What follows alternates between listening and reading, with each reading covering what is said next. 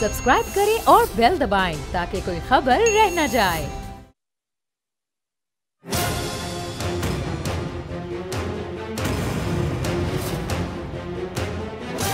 From the Islamabad studios of Bold Network, it's time for Jameel Farooqi on National Debate.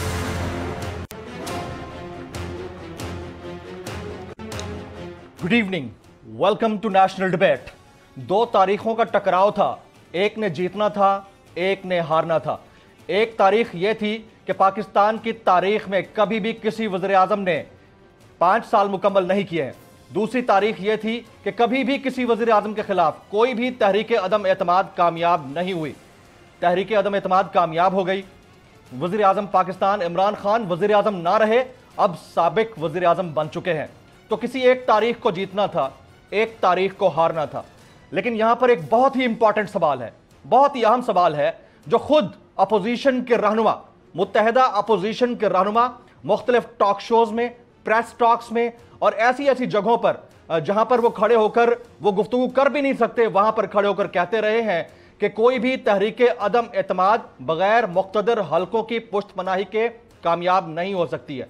मेरे ही show पर शायद खाकान अब्बासी साहब और एहसन इकबाल साहब ये बरमला कहकर गए, जिसे मुख्तलिफ टेलीविजन चैनल्स ने भी चलाया, कि कोई भी तहरीक अदम एतमाद बगैर किसी मुक़्तदर कुव्वत की पुश्तपनाही के कामयाब ही नहीं हो सकती। वो एक साउंड बाइट है हमारे पास, कलेक्टिव साउंड बाइट, कुछ ज्यादा वक्त नहीं हुआ। मैं चाहूंगा कि आपको दिखाऊं कि आज जो कह रहे हैं कि ये तहरीक अदम एतमाद वो जमीर की आवाज जागने पर लाए हैं, वो कल क्या कह रहे थे। मुलाजा कीजिएगा। ये वो तमाम चेहरे हैं जो चंद हफ्ते पहले तक ये कहते हुए दिखाई दिए कि तहरीक अदम एतमाद को कामयाब करना इतना आसान नहीं है, क्योंकि ये ऐसे हो नहीं सकता। फिर यकायक क्या हुआ कि ज़मीर जागा, ज़मीर की आवाज़ पर लोग इकट्ठे हो गए, एक ही बैनर तले आ गए और फिर एक तारीख ने दूसरी तारीख को अचानक से रोन डाला। फिर पता चला कि पाकिस्तान की तारीख में 74 साल से कोई वज़ीर आज़म 5 साल मुकम्मल नहीं कर पा रहा, तो नहीं कर रहा, वो तारीख अपनी जगह कायम रही। लेकिन पहली दफ़ा तहरीक अदम एतमाद किसी वज़ीर आज़म के खिलाफ कामयाब हो गई। कल जब वज़ीर आज़म पाकिस्तान, उस वक्त के वज़ीर आज़म पाकिस्तान इमरान खान अपना इक़्तिदार छोड़ने से पहले प्राइम मिनिस्टर हाउस में मौजूद थे, तो उनकी मीडिया के चंद नामवर सहाफ़ियों से मुलाकात हुई, उसमें मैं भी शामिल था। हमने उनकी जो बॉडी लैंग्वेज देखी, उस वक्त तक की बॉडी लैंग्वेज के मुताबिक वो बड़े कॉन्फिडेंट थे। उन्होंने कहा कि मैं जो लेटर है, जो आलमी साजिशी लेटर है, उसको डीक्लासिफाई कर रहा हूं, कैबिनेट के सामने 5 मिनट पहले करके आया हूं। ये 11:40 की बात थी। 12 बजे हमें पता चला कि वो प्राइम मिनिस्टर हाउस छोड़कर जा चुके हैं। सिर्फ 20 मिनट पहले उन्होंने कहा कि कैबिनेट को दिखा चुके हैं, स्पीकर कौमी असेंबली को, सदर पाकिस्तान को, चीफ जस्टिस ऑफ पाकिस्तान को और चेयरमैन सेनेट को वो ये लेटर डीक्लासिफाई करके भेज रहे हैं। और भी बहुत सारे इंकशाफात किए, लेकिन उनकी बॉडी लैंग्वेज से कहीं नजर नहीं आ रहा था कि वो हारेंगे। फिर यकायक एक ड्रामाई कैफियत तब्दील हुई। आन की आन में एक एक सेकंड में मुख्तलिफ खबरें हमारे सामने आना शुरू हुई और फिर यह पता चला कि एक तारीख ने दूसरी तारीख को रौंद डाला। लेकिन एक बहुत बड़ा क्वेश्चन है, वो तमाम लोग जो इमरान खान साहब के प्राइम मिनिस्टर हाउस से बली गाला शिफ्ट होने पर मिठाइयां तकसीम कर रहे हैं, भंगड़े डाल रहे हैं, उनको जरा अपने भंगड़ों और मिठाइयों को रिविजिट कर लेना चाहिए, क्योंकि पाकिस्तान के मुखालफीन और इस्लाम दुश्मन कुव्वतों ने जिस तरह के ट्वीट्स करना शुरू कर दिए हैं, मैं वो आपको दिखाना चाहूंगा। ये जरा मुलाहिजा कीजिए। गीक विल्डर्स, आप सबके सामने इस शख्स का चेहरा आता होगा तो आपको याद आता होगा, गुस्ताखाना खाकों के मामले पर यह बदबख्त बहुत ज्यादा इस्लाम के ऊपर तनकीद करता दिखाई देता था। इन्होंने डायरेक्ट क्रिटिसाइज किया प्राइम मिनिस्टर के रिमूवल को और कहा कि जान छूट गई इमरानिस्तान से। इस तरह के जुमले इस्तेमाल किए कि हमें यह सोचना चाहिए कि कौन था वो शख्स जिसने इस्लामोफोबिया के अगेंस्ट मामले को इंटरनेशनलाइज किया। पाकिस्तान में एक ही साल के अंदर 2 OIC फॉरेन मिनिस्टर समिट्स कर डाले, जो कि पिछले 40 साल से नहीं हो पा रहे थे। इंडिया की आंखों में आंखें डालकर दिखा रहा था। उस शख्स के जाने के ऊपर अगर कोई भंगड़े डाल रहा है और उसके ऊपर दुश्मन खुश हो रहा है, तो हमें अपने ख्यालात और अपनी खुशियों को जरा दोबारा से रिविजिट कर लेना चाहिए। गलती क्या थी इमरान खान साहब की, चार्जशीट क्या थी, यह क्वेश्चनेबल चीज है और यह हमेशा क्वेश्चन मार्क रहेगा। पाकिस्तान की तारीख का वाहिद सियासी लीडर जिनके ऊपर करप्शन का कोई चार्ज नहीं है, जिन्होंने पाकिस्तान के तशख़्ख़ुस को एक इस्लामी तशख़्ख़ुस के तौर पर उभारा, इंटरनेशनलाइज किया, मॉडरेट इस्लाम के तौर पर इंटरनेशनलाइज किया, उनको उनकी पोजीशन से हटने का जो उनके ऊपर चार्ज है वो सिर्फ ये है कि उन्होंने अमेरिका को ललकारा था। आज की नेशनल डिबेट में हम इसी के ऊपर बात करेंगे। हम अपने गेस्ट पैनलिस्ट का इंट्रोडक्शन कराए देते हैं। हमारे साथ मोहतरमा आलिया हमजा मलिक साहिबा मौजूद होंगी, उनसे हम बातचीत करेंगे, जानेंगे कि उनका क्या पर्सपेक्टिव रहेगा आइंदा के लिए। हमारे साथ मोहतरम जनाब फैसल करीम कुंडी साहब, साबिक डिप्टी स्पीकर कौमी असम्बली, वो मौजूद होंगे। जनाब अहमद जवाद साहब, इन्होंने हाल ही में पाकिस्तान मुस्लिम लीग नवाज ज्वाइन की है। आप हमारे लिए इंतहाई मोहतरम हैं, सीनियर हैं, आपने वक्त निकाला, आपका बहुत बहुत शुक्रिया। जनाब एडवोकेट अजहर सिद्दीक साहब किसी तारुफ के मोहताज नहीं है, पाकिस्तान के मारूफ कानूनदान हैं और यही वो हैं जिन्होंने रिव्यू पिटीशन के लिए जाना था लेकिन सुप्रीम कोर्ट के दरवाजे बंद थे और वहां से वापस आ गए। तो इनसे भी जानेंगे कि हुआ क्या। सबसे पहला सवाल मेरा, आलिया हमजा मलिक साहिबा, सरप्राइज तो आपने करना था, ये आपके साथ सरप्राइज हो गया, ये कैसे हुआ?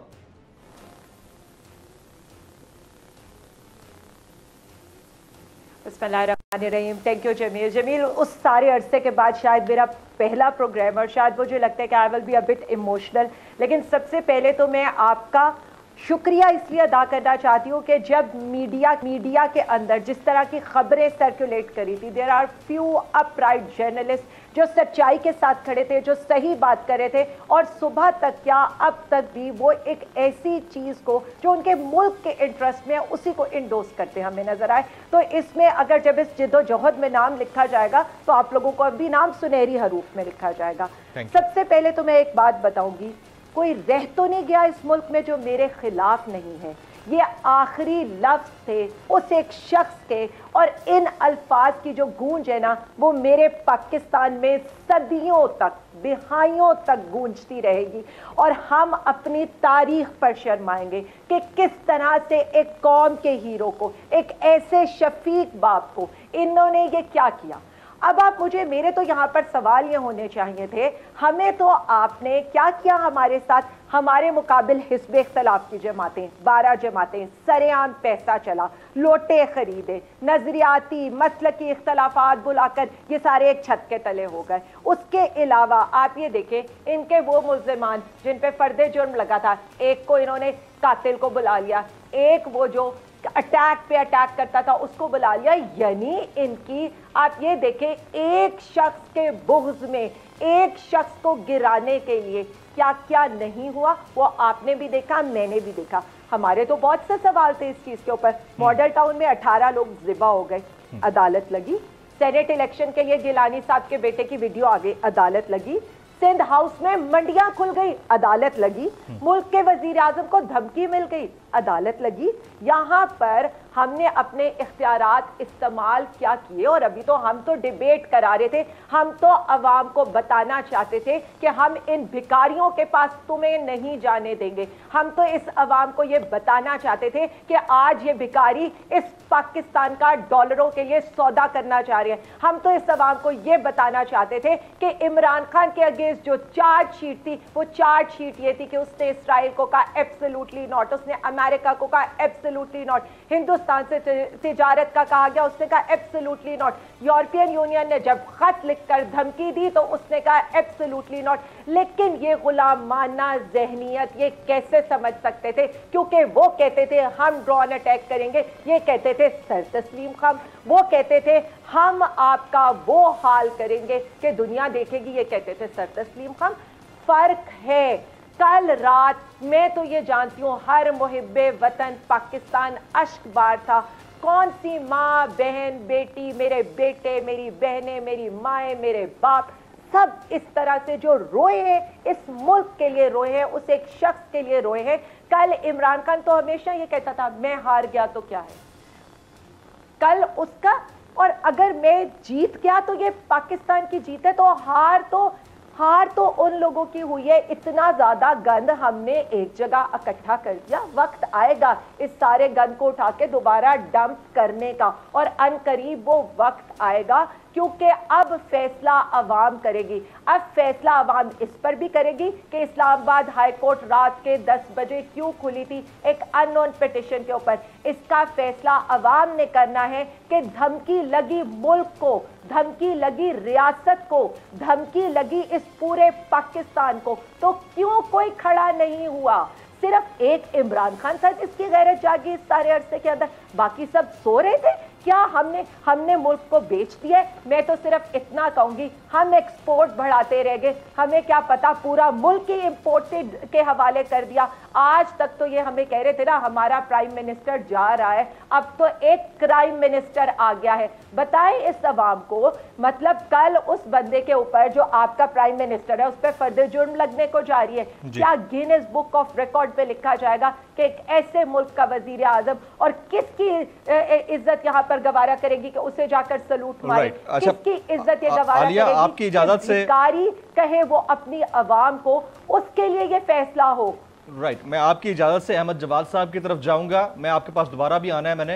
अहमद जवाद साहब, सबसे पहली बात, आप तो खैर हाल ही में मुस्लिम लीग नवाज में गए हैं, ये सवाल वैसे आपसे बनता नहीं है, लेकिन क्योंकि अब उनकी आइडियालॉजी को डिफेंड करेंगे तो मैं पूछना चाहूँगा कि आपके जो सीनियर लीडरशिप है आज से 1 महीना पहले तक मुसलसल ये कहती रही है कि तहरीक अदम एतमाद बगैर मुक़्तदर कुव्वतों की बैकिंग के कामयाब हो ही नहीं सकती है। अब तो आप लोग कामयाब हो गए, ये ज़मीर की आवाज़ पर कामयाब हुई है सर, या कोई और मामला था? अच्छा Jamil, thank you very much for inviting me. और मुझे उम्मीद है कि जिस तरह आपने आलिया को अनइंटरप्टेड जी आप बोलें, टाइम दिया, उतना टाइम आप अनइंटरप्टेड मुझे भी देंगे। बिल्कुल बोलें सर।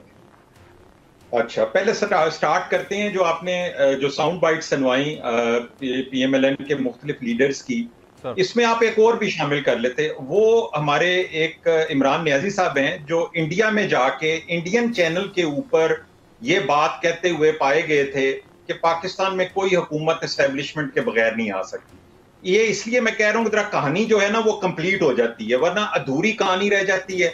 पता नहीं हम अधूरी कहानी क्यों छोड़ते हैं, ये मुझे नहीं पता।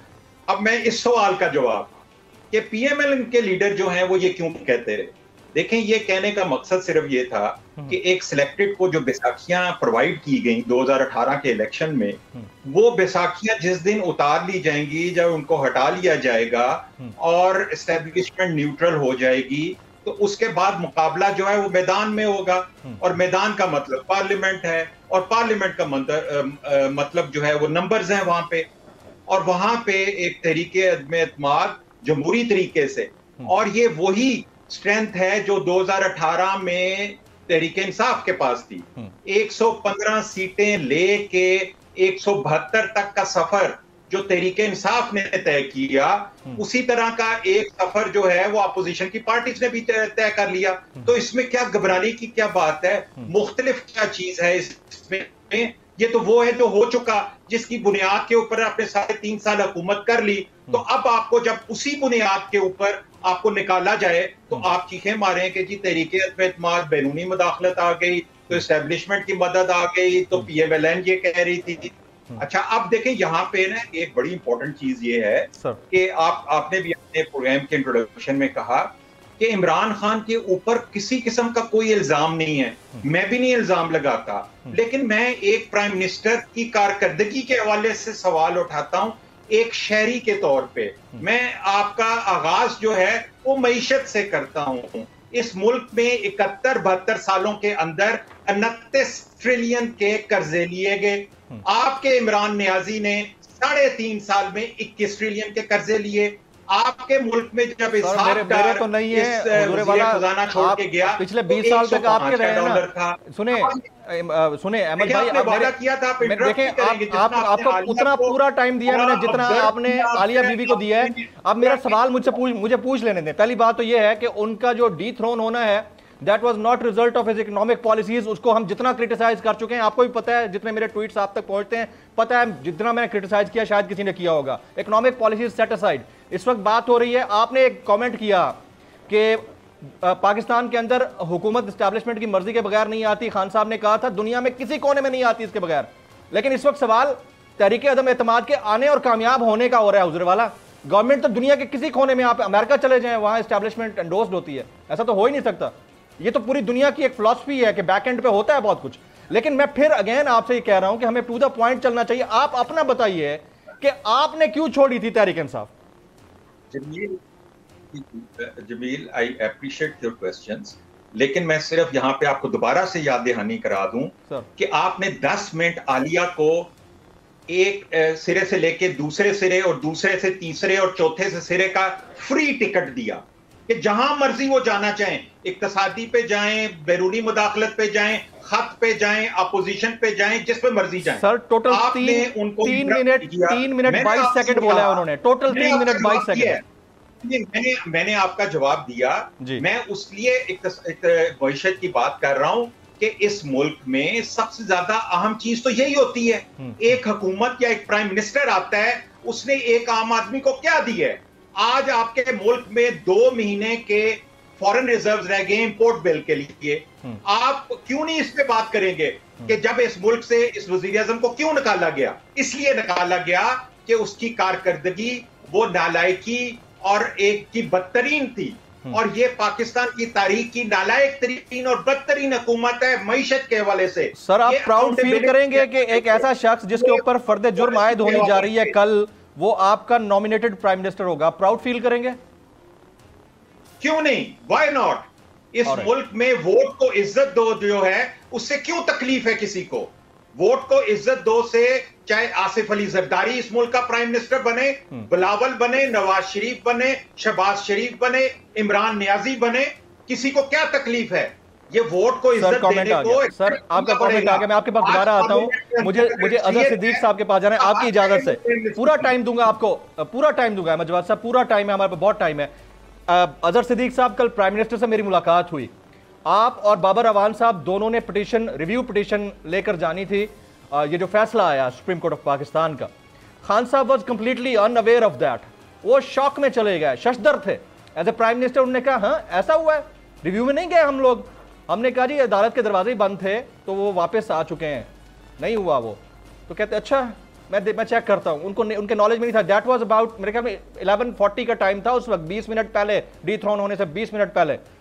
तो ये क्या, उनको बहुत सारी चीजें उनके नॉलेज में नहीं थी, ऐसा क्यों है अजहर सिद्दीक साहब?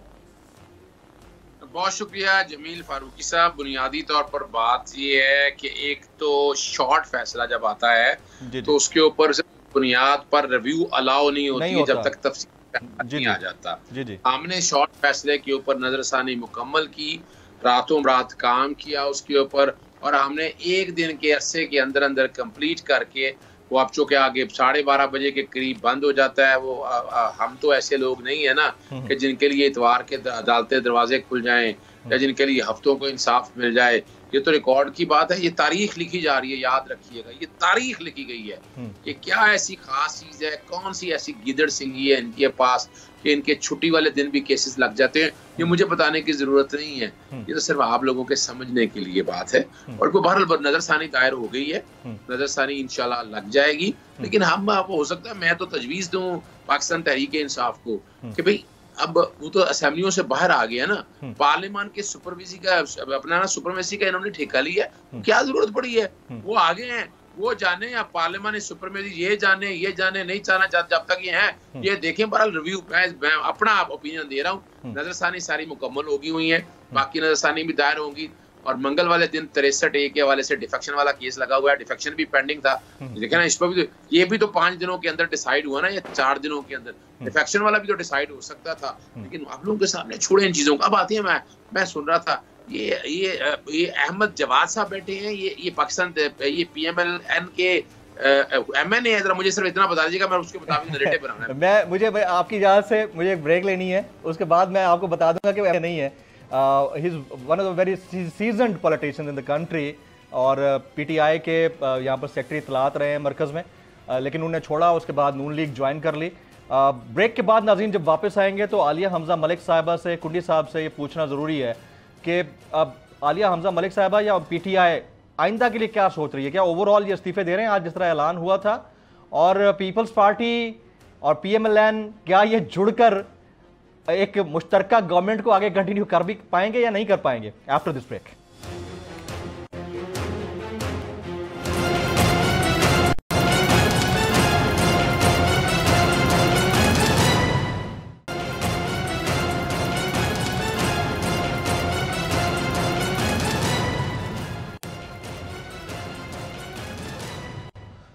Welcome back. मैं अपने तमाम मौजूद मेहमानों को एक बार फिर से खुश आमदीद कहूँगा। इससे पहले कि मैं आलिया की तरफ जाऊँ और अहमद जवाद से सवाल करूँ, आप कुछ कह रहे थे अजहर सिद्दीक साहब, अपनी बात कंप्लीट कीजिएगा प्लीज। अच्छा, मैं वो शायद समझ रहा था कि आपने को PMLN का या पाकिस्तान पीपल्स का को डाई हार्ड वर्कर बिठाया हुआ है, वो तो आपने मुझे बता दिया। अच्छा, ये गालिबन अहमद जवाद उन्हीं में से नहीं है जिनसे गालिबन कोई ये बुरा ना बनाइएगा, बाद में जवाब दे दीजिएगा, इनके इंटरप्ट की जा, ये उनने ही है कि जिनसे आके अमेरिकन एम्बेसडर्स वगैरह गालिबन जिनसे मिले थे, वो जो 27-28 लोगों का जिसका अरशद शरीफ ने जिक्र किया। जी जिक्र किया था उन्होंने, ये बाद में पूछ लेंगे उनसे, वही हैं। मैं सिर्फ बताना ये चाह रहा हूँ, जवाब जरूर ले लें। जी मैं आपके पास आऊंगा अहमद भाई, मैं आपके पास बिल्कुल इसके बाद फौरन बाद आपके पास आता हूँ। सवाल की इजाजत ना दिया करें। एक शख्स जो है, मैं नहीं जानता ये कौन है, लेकिन जब एक पर्सनलाइज एक बंदा होता है, सवाल करता है, तो फिर आपको मुझे जवाब देने का पहले हक देना पड़ेगा। सर मैं बिल्कुल आपको पूरा जवाब देने का हक दूंगा, इसके फौरन बाद दूंगा, आप उनका सवाल सुन लें। या तो उसको सवाल ना करने देते, अब उसने सवाल किया है तो मैं ताकि अच्छा अजहर सिद्दीक साहब एक सेकंड इजाजत दीजिएगा। जी अहमद जवाद साहब बोलिए आप प्लीज। देखिए, मैं नहीं जानता ये कौन है अजहर सिद्दीक, ये सियासतदान है, साफी है या क्या है, मुझे नहीं पता, लेकिन इसने मेरे हवाले से सवाल किया। पता इसको सब कुछ है, लेकिन मैं इसको बता देता हूं कि आप जाके पहले तो मेरा एक प्रोफाइल चेक करें और आपको ताकि पता चले कि इस मुल्क में जो अकम्पलिश्ड लोग होते हैं उनके साथ जरूरी नहीं होता कि कोई MNA या MPA या सेनेटर का टैग हो, वो इसके अलावा भी जिंदगी में बहुत कुछ अचीव कर सकते हैं। नंबर 2, आपने एक बात की कि ये वो वाले हैं, ये भी एक थोड़ा सा गुफ्तगू का तंजिया अंदाज होता है। कोशिश करें कि फैक्ट्स के ऊपर बात करें जैसे मैंने बात की थी, लेकिन कर दिया आपने पर्सनलाइज। मैं आपको जवाब देता हूं कि मैं 20 साल से इस्लामाबाद के अंदर एक कामयाब बिजनेसमैन के तौर पे, एक सियासतदान के तौर पे डिप्लोमेटिक एनक्लेव में तमाम एम्बेसीज में इनवाइट किया जाता हूं और हॉस्पिटैलिटी का मुजाहरा करते हुए उनको अपने घर पे भी इनवाइट करता हूं। और उसमें पहले PTI के लीडर्स भी होते थे, आज मुस्लिम लीग नून के लीडर्स भी हैं। और अरशद शरीफ ने जो बात कही है, उसको कहें अरशद शरीफ को कि ये जो मैंने घर पे डिनर किया था, जिसका वो नैरेटिव था या उसकी खबर थी, वो पाकिस्तान के नेशनल डेलीज में छपी थी कि नहीं छपी थी? क्या मेरे फेसबुक से उसने तस्वीरें ली या नहीं ली? यानी एक सीक्रेट मीटिंग जो है, क्या वो फेसबुक पे डाली जाती है? क्या उसको नेशनल डेलीज है उसको फॉलो करते हैं? देखिए इस के जो लोग, अच्छा अहमद जवाद भाई, वो देखें आपने क्लियर कर दिया, आपने बात क्लियर कर दी है। आप सवाल करें ना जरा मेरे से, कोई फैक्ट्स के ऊपर बात करें। अहमद जवाद भाई, अहमद भाई आपकी जवाब आ गया। देखें एक और शो पे उन्होंने कोई बात की थी, उसका जवाब आपने क्लियर कर दिया। Very well said sir. इसी तरह लड़ाई झगड़े में बात निकल जाएगी। बस ठीक है, आपका पॉइंट वैलिड है, आपका पॉइंट आ गया। With respect you sir. ये आलिया हमजा साहबा कुछ कहना चाह रही हैं। जी आलिया, आप कुछ कहिएगा। मैंने कोई सवाल सीरियस करना है, ये बात किसी और तरफ निकल गई है। जी अजहर साहब आपकी तरफ आता हूँ, मुझे आलिया की तरफ जाने दे पहले। जी आलिया, जी आलिया बोलिए, अच्छी तरह पहुंच जाए। जी बोलें। मैं तो बड़ी हैरान हूं, ये अपना प्रोफाइल क्या बता रहे हैं। सीधा सीधा लिख देते भिखारी, कौम से गद्दारी, पहले इमरान खान से गद्दारी, अब पूरी कौम से गद्दारी, भीख मंगों में इनकी शमूलियत, इंपोर्टेड हुकूमत लाने वाले के, अवाम से गद्दारी करने वाले के, अवाम को मतलब इतनी जल्दी तो OLX पर पाकिस्तान, इन्होंने OLX पर 22 करोड़ OLX पर पुरानी गाड़ी नहीं बिकती, इन्होंने 22 करोड़ अवाम को बेच दिए।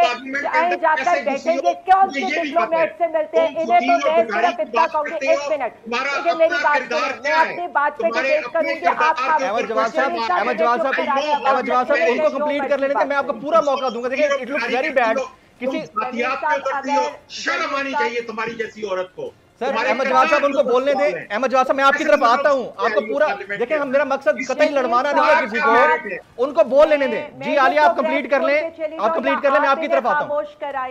जी अहमद भाई प्लीज, ये शो है, ऑन एयर जा रहा है, लाइव जा रहा है। अगर इसमें हिम्मत है तो जी आलिया आप बोलिए। अहमद साहब का मौका दूंगा। आलिया आप बोलिए। आई एम सॉरी, मैं इस तरह की अगर ये लोग इतने घटिया हो सकते हैं, अवाम से गद्दारी करने के बाद इतने घटिया होकर अहमद जवाद साहब कैरेक्टर नहीं प्लीज। नहीं देखा आज मुझे तो ये समझ नहीं आ रही है पीएमएलएन ने इनको इतनी इंपॉर्टेंस क्यों दी हुई है। मैंने तो इन्हें आज तक किसी पीटीआई की मीटिंग में नहीं देखा था। बड़ी मुश्किल से इनको मीडिया के कोर ग्रुप में करके ये मेरे ख्याल में एक मिनट अहमद जवाद साहब, बेवकूफ बनाए। अहमद जवाद साहब को बेवकूफ बनाने की जरूरत नहीं है, पीटीआई को बेवकूफ बनाने की जरूरत नहीं है। और सबसे पहली मैं आपको बता दूं जी, मेरे क्रेडेंशियल्स पर आप बात कैसे कर सकते हैं, इसलिए कि ना मैं आप लोगों की तरह अवाम का सौदा करने वाली हूं, ना आप लोग मुझे खरीद सकते हैं। पार्लियामेंट के अंदर उन लोगों जो खान साहब के साथ खड़ी थी, खान साहब के साथ खड़ी हूं। जिस तरह से आपने जिन जिन के सौदे लगाए, जाके उनको ये बातें सुनाएं। और आइंदा मेरे बारे में कुछ कहने से पहले जमीरों के सौदे करने वाले लैंग्वेज का दोनों तरफ से ख्याल रखना चाहिए लोगों को। और आपकी क्या औकात है, कभी एक पार्टी में कभी दूसरे पार्टी में जाके प्रोफाइल में मैंने अपनी जिंदगी में सेल्फ मेड हूं, तुम्हारी तरह रिजर्व सीट के ऊपर सौदे करके पार्लियामेंट के अंदर आया। सिलेक्टेड के मेरे ख्याल से आज जो लैंग्वेज है ना उसका थोड़ा ख्याल रखना चाहिए। जमील ये आपको इनको ऑन करना चाहिए, मैंने नहीं स्टार्ट किया। देखें लीडर खातून को तो इतनी लीडर हम दे सकते हैं, अहमद जवाद साहब पढ़े लिखे आदमी हैं, लेकिन हम किसी को ये तो नहीं कह सकते ना कि वो लेकिन इसने भी मेरी जात को उतरने की कोशिश की। आप जवाब दें उसका, आप जवाब दें, अच्छे पैराए में भी दे सकते हैं, अच्छी लैंग्वेज में तक चाटे। अब आ जाए, अच्छा I'll hold you both here। Alia एक सेकंड दीजिएगा, आलिया एक सेकंड दीजिएगा, आपकी इजाजत से मैं फैसल करीम कुंडी साहब हमारे साथ मौजूद हैं। फैसल साहब अगर आप मेरे से बात कर सकते हैं तो मुझे बताइएगा कि आप लोग क्या करने जा रहे हैं आने वाले दिनों में। एक सेकंड वेट, बल्कि फैसल साहब की लाइन ड्रॉप हुई है। जी आलिया आप कंप्लीट कर लें, मैं फिर अहमद साहब को पूरा मौका दूंगा। देखिए प्लीज बात कर लें, आप कंप्लीट कर लें। बात छेड़िए जमील, मेरे मैं आता हूं, अजहर साहब आपकी तरफ आता हूं। जी आलिया, मेरे पे क्या इल्जाम लगाते रहे और मैं अपने इल्जामात के ऊपर एक सेकंड वेट करें। मैं ऑन एयर ये बात कर रही हूँ, मैं यहाँ पर प्राइम मिनिस्टर इमरान खान साहब की स्पोक्स पर्सन हूँ पीटीआई की। मेरे पे इन्होंने जितने पर्सनल इल्जाम लगाए मैंने एक भी नहीं सुना, लेकिन I am telling you on record, मैं इन्हें अदालत में लेकर जाऊंगी हद तक के इज्जत पे, वो मैं इनके साथ मामला कोर्ट में सेटल करूंगी। अब मैं पीटीआई का मामला जरा इनके साथ सेटल कर लूं। इन्होंने कहा ना हम तो तबाह करके गए हुकूमत, जरा मैं इनको सुना दूं। गुड एक्सपोर्ट्स 25 बिलियन से 32 बिलियन में 3.5 साल में लेकर गए और पीएमएलएन वाले 25 बिलियन 2013 से 24 बिलियन पर छोड़कर गए। आईटी एक्सपोर्ट्स 1 बिलियन से 3.7 बिलियन डॉलर पर लेकर गए, जो ग्रोथ है 217% की। अब ये आगे मुझसे पूछें, ये करते रहे आईपीपीज के महंगे सौदे, एलएनजी के महंगे सौदे, हमने उसके मुकाबले में 3 बड़े डैम बना रहे हैं against the 41 expensive fuel LNG plants of PPP and PMLN. Foreign remittances 19 billion dollar पर छोड़ के गए थे, आज जब हम जा रहे हैं 31 बिलियन डॉलर पर छोड़कर जा रहे हैं। रोशन डिजिटल अकाउंट जब 3 दिन से हमारे ओवरसीज कह रहे हैं अकाउंट से पैसे निकालने, क्योंकि हम इमरान खान के लिए पैसे भेजते थे, तो हमने वहां पर 4 बिलियन डॉलर तक हम पहुंच गए। रेकोडेक को आप देख लें, 11 बिलियन डॉलर की पेनल्टी हमने माफ कराई, 9 बिलियन डॉलर हम इस मुल्क में इन्वेस्टमेंट लेकर आए। कोविड पे आप इकोनॉमिस्ट की रिपोर्ट देख लें, नॉर्मलिटी इंडेक्स की रिपोर्ट देख लें, तीनों रिपोर्ट्स में हमने टॉप किया। हमारी first ever highest tax collection हुई, हमारी कस्टम ड्यूटीज हमने कम की, हमने लोगों को रिलीफ दिया, लेकिन उसके बावजूद हमारी tax collection highest in the history है। मोबाइल मैन्युफैक्चरिंग पॉलिसी ले लें, 70% मोबाइल आज हम पाकिस्तान में बना रहे हैं। इलेक्ट्रिकल बाइक्स की फैक्ट्रीज ले लें, 26 आप ऑटोमोबाइल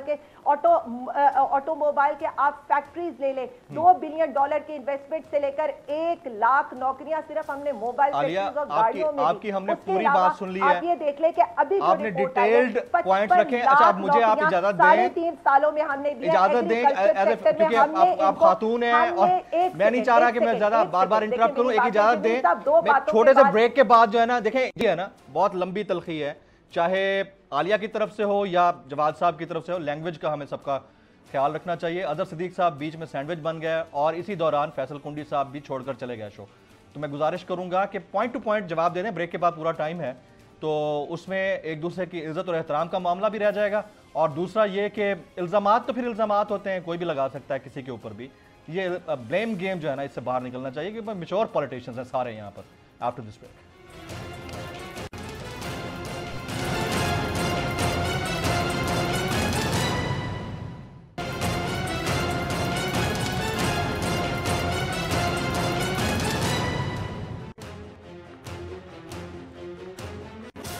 वेलकम बैक। ब्रेक से पहले आलिया हमजा मलिक साहिबा और जनाब अहमद जवाद साहब के दरमियान थोड़ी तल्ख कलामी हुई है, मेरे शो पे हुई। मैं इंतहाई माजरत चाहूँगा, मेरा शो का फॉर्मेट बिल्कुल ये नहीं है, हालांकि नेशनल डिबेट है। बड़े ग्रेसफुल तरीके से यहाँ पर अहमद जवाद साहब पहले भी आ चुके हैं मेरे शो पे, आलिया भी आती रहती हैं, क्योंकि हीट ऑफ द मोमेंट है तो कुछ भी हो जाता है। इस चक्कर में कुंडी साहब छोड़कर चले गए, उनसे भी मैं माजरत करूँगा।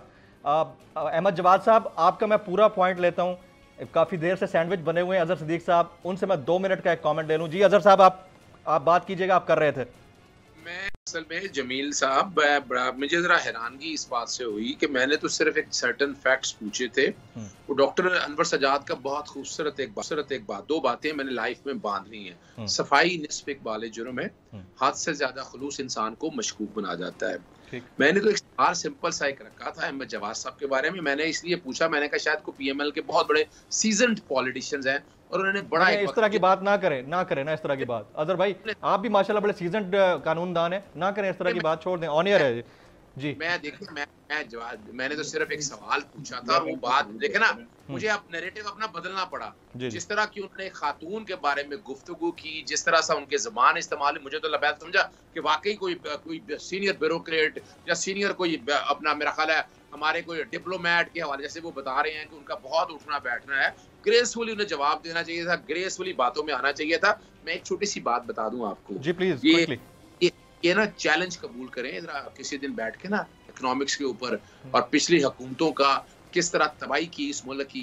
अब आगे 40-50 सालों से जिन लोगों ने इस मुल्क का सैंडविच बना दिया, अब कैसे बदलेंगे मैं समझना चाहूंगा।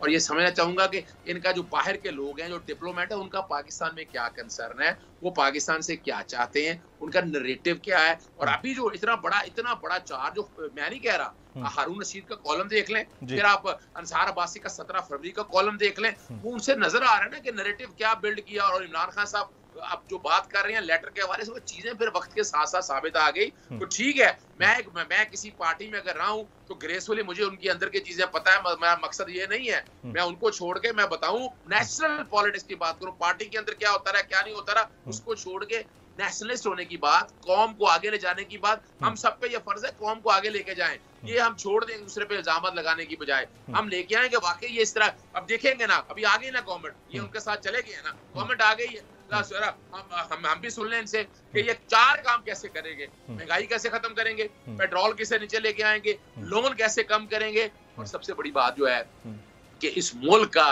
जो आगे जो अपना इकोनॉमिक्स का करैक्टर है, अपना मिसाल के तौर पर जो अपना आपका इनकम कलेक्शन है या टैक्स कलेक्शन है, वो कैसे बेहतर करें। राइट अहमद जवाद साहब, बहुत शुक्रिया सर। देखें ना, कमेंट सुनने का मजा भी आया, किस तरह बात होती है। अहमद जवाद साहब, आप अपनी बात मुकम्मल कीजिएगा, आप क्या कहना चाह रहे थे सर? जी जमील, पहले तो मैं एक इस चीज को क्लैरिफाई कर दूं सर।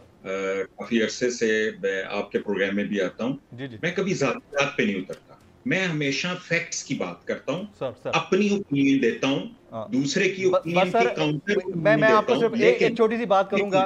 आप माशाल्लाह बहुत सीजन्ड पॉलिटिशियन भी हैं, बड़े, मैं खानों की बात होती है तो आपके घर पे सहाफी लोग भी जाते हैं, मैं भी कई दफ़ा आ चुका हूँ, ये बात नहीं है। लेकिन आपसे सिर्फ इतनी गुजारिश है, जब कोई खातून शामिल हाल हों किसी शो में, तो रिक्वेस्ट है कि उस पर थोड़ा सा तदब्बुर अगर मुजाहरा कर दिया जाए ना, कोई मसला नहीं है, आपको पूरा मौका मैं दे रहा हूँ, आप बात करें प्लीज। जी जमील, देखें ख़वातीन का बिल्कुल एहतराम होना चाहिए, लेकिन ख़वातीन को एहतराम लेने के लिए ये भी पता होना चाहिए कि आप एक गुफ्तगू में बैठे हुए एक दूसरे शख्स को फकीर या बकारी या गद्दार नहीं कह सकते। जब आप इस तरह की गुफ्तगू करते हैं तो फिर आपको ये इस चीज का पता होना चाहिए, तो इसका जवाब भी फिर मिलेगा। देखिए ना, एहतराम म्यूचुअल रिस्पेक्ट होती है, जातियात पे नहीं उतरना चाहिए। अजहर सदीक साहब ने भी यही बात की। इनको एक चीज ये भी बताएं अजहर सदीक साहब को कि आप एंकर नहीं है, आपका काम सवाल करना नहीं है, आपका काम एनालाइज करना है, स्टैट्स पेश करने हैं, फैक्ट्स पेश करने हैं, नॉलेज पेश करनी है, लॉजिक पेश करनी है। आप प्रोग्राम में बैठे हुए लोगों से सवाल मत करें। उनके सवाल करने के लिए एक बड़ा जबरदस्त एंकर पर्सन जमील फारूकी, जिसको मैं बहुत एडमायर करता हूं। अहमद जवाद साहब उसको छोड़े, ये बताएं वो भिखारी वाली जो बात थी वो तो शहबाज शरीफ साहब ने खुद नहीं कह डाली थी कि बेगर्स कांट बी चूजर्स, तो इसमें क्या कैसी गलत बात हो गई है? जमील मैं वो भी बता देता हूं, लेकिन अब एक बड़ा क्विक मैं रन डाउन जो है, जी प्लीज पूरा टाइम है आपके पास सर, बोले मैं बड़ी तेजी से करूंगा क्योंकि मुझे पता है आपके पास टाइम कम है। सर करप्शन जो कि इस हुकूमत का सबसे बड़ा टॉप एजेंडा था, 116 से 140 पे चले गए। Freedom of media, freedom of expression, जिसके लिए इमरान नियाजी कहता था कि मीडिया को सिर्फ वो लोग दबाते हैं जो करप्ट होते हैं, और इसके दौर में 144 से 154 पे चले गए। Dollar highest, petrol highest, inflation third highest इस वक्त दुनिया के अंदर, लोन्स हाईएस्ट, जीडीपी ग्रोथ 2018 में 6.1 और इसने टच की 1.9 जो 1952 में हमने आखिरी दफा देखी थी। Current account deficit 35 billion dollar cross कर चुका है और ये 50 बिलियन डॉलर जून तक हो जाएगा। ये सिर्फ आपको मैंने इकोनॉमी का रन डाउन दिया है। अकाउंटेबिलिटी, एहतसाब जिसका वो नारा मारते रहे, एक भी कोई चीज साबित कर सके। सर फर्द जुर्म आयद होते रही है कल। देखें, एक तो सवाल रह जाता है कि स्विस लीक्स आई, पंडूरा लीक्स आई, क्या उनके हवाले से कोई एहतसाब हुआ? कमीशंस की रिपोर्टें आई, कोई एहतसाब हुआ? रिंग रोड में करप्शन का एतराफ किया, कोई एहतसाब हुआ? देखें, ये सारी चीजें फॉरेन पॉलिसी के हवाले से, बैरूनी मुदाखलत के हवाले से आ जाए। मैं छोटी सी एक बात करूंगा। देखें अहमद जवाद साहब, देखिए जिनके खिलाफ एहतसाब होना था, जहांगीर तरीन साहब वो पीटीआई के साथ थे तो बहुत बुरे थे, आपके साथ जुड़ गए हैं तो बहुत अच्छे हैं। ये तो डबल स्टैंडर्ड्स है सर। अलीम खान साहब पीटीआई के साथ जुड़े हुए थे, उनके पास बड़े केसेस थे, वो तो बहुत बुरे थे, आपके साथ जुड़ गए बहुत अच्छे हो गए। ये हमारी सोसाइटी का एक डबल स्टैंडर्ड है, मेयार है। मुझे छोटा सा कमेंट ले लेने दें आलिया से। देखें टाइम बहुत बिल्कुल शॉर्ट है। आलिया प्लीज। जमील साहब मुझे जवाब दे लेने जी प्लीज प्लीज। सबसे पहले तो मैं यहाँ कहूंगी कि मैं यहाँ पर वुमेन कार्ड नहीं खेलने आई, एंड सॉरी टू से मुझे औरत शौरत कहकर, मैं आई एम अ पॉलिटिशियन। मेरे से मेरे आईक्यू लेवल के ऊपर बात करें, मेरे से मेरी पार्टी के ऊपर बात करें। आइंदा जब मेरे साथ बैठे तो जरा तमीज से बैठे। दूसरी चीज मैं इनको बता दूं, मीडिया को दबाते रहे। इमरान रियाज खान ऑफ एयर कर दिया, मलिहा हाशमी ऑफ एयर कर दिया। आप भी खैर मनाएं, आपके साथ क्या होता है। पेट्रोल नहीं, मेरा चैनल बहुत अच्छा है, बड़ा स्ट्रांग है मेरा चैनल, मैं बड़ा क्रेडिबल चैनल है हमारा। हमारा चैनल नहीं ऐसा कुछ करता। सुन ले, एक मिनट, एक सेकंड होगा दिया, हम रिस्पेक्ट करते हैं, सिर्फ एक सेकंड।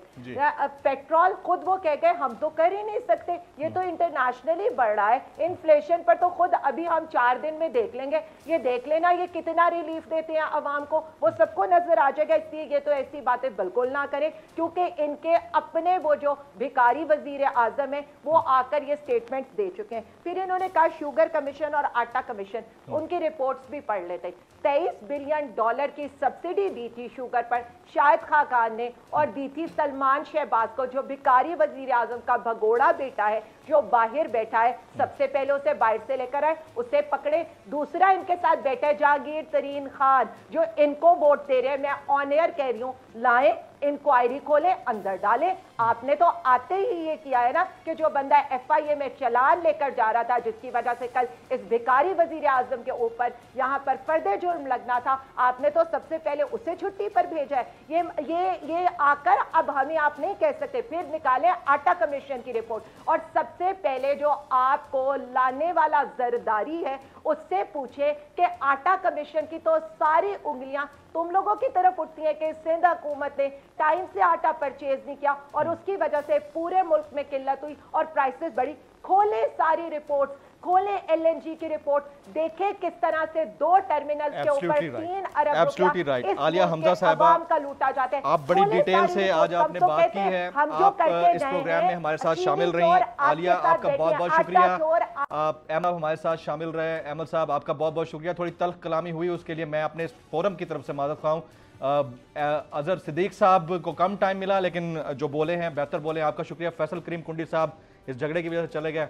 आपका बहुत बहुत शुक्रिया। ख्वातीन और हज़रात, हम पॉलिटिक्स की बात कर रहे हैं। पॉलिटिक्स पाकिस्तान के अंदर तो बड़ी डिग्रेड हो चुकी है, ग्रेसफुल नहीं रही। उसकी वजह यह है कि यहाँ डबल स्टैंडर्ड्स हैं। लेकिन अगर आप वेस्ट में चले जाएं, किसी आप तरक्की याफ्ता मुल्क में चले जाएं, तो वहाँ बड़ा ग्रेसफुली एडमिट किया जाता है चीज़ों को। यहाँ पर तो बस जो दूसरे के लिए बुरा है वो आपके लिए अच्छा है, जो दूसरे के लिए अच्छा है वो आपके लिए बुरा है। ये कहानी अब पता नहीं कब तक चलती है और हम कब तक इसको भुगतते रहेंगे। आज की नेशनल डिबेट से जमील फारूकी को इजाज़त दीजिएगा।